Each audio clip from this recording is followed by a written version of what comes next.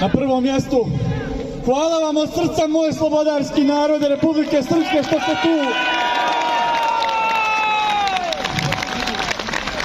Hvala vam na vašoj odlučnosti, na vašoj volji, na vašoj podršci i svemu onom što radite za slobodarsku Republiku Srpsku, koja je zarobljena sa svojim institucijama, jer na vlasti su lopovi.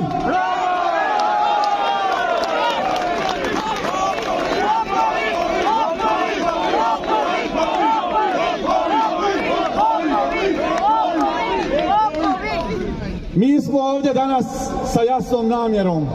Pokušali smo na sve ljudske